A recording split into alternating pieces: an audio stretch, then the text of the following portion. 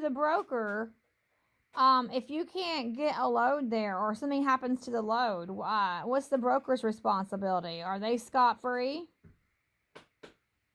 No. Well, no. They got some explaining to do. And the broker, last thing they want to do is get caught holding bag, because they're going to be like, why, how come this freight isn't moved? My customer wants this freight. I paid you blah, blah, blah, blah, blah to get it moved. And you said that's what you had to have to get it moved.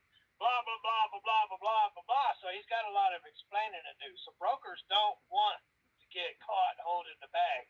So that's why you always wait until the last minute.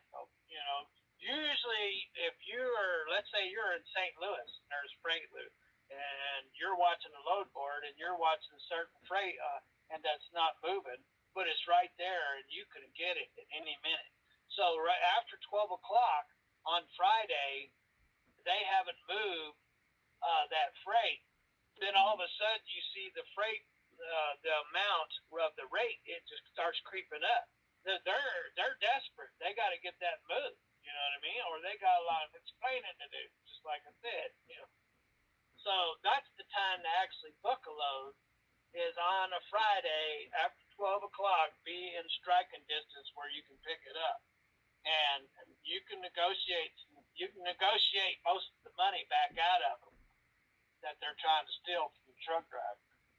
So I've been playing that game for a long time. That's when I usually book my loads. I don't start looking at the load board until Wednesday. Yeah. And then, because if you look at it early in the week, man, they got the same load that on Friday they sell for $4 a mile, and on Monday they were trying to sell it for $1 a mile. Right. So as the week went along, they started easing it up a little bit more, a little bit more.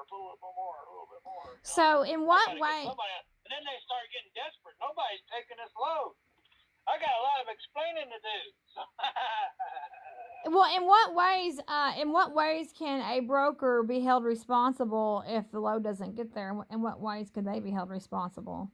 Well, you can just get another broker. I mean, brokers are a dime a dozen. He just refused to work with them.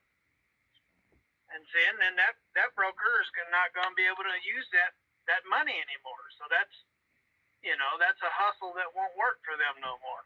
Right. And it takes work as a broker to get factories to work with you. I mean, and you gotta really do some fast talking and some lot of promises and so on in order for them to say, hey, I've worked with dozens of brokers. And I have dozens of brokers. So why should I work with you? Right. And you got to come up with something. You have to come up with something. Well, I promised I will not leave you hanging. I'll move every last bit of it. Promise. Oh, okay. Well, and plus I'll do it for 5 cents less per mile. Oh, wow. And so they make some sort of a promise, you see, and if they don't keep up that promise, they have to do some fast talking in order to get these factories and these shippers in order to work with them. You know what I mean? Brokers have to do some hustling, in order to get these loads. I mean, they don't just land in their lap. They have to negotiate for those loads.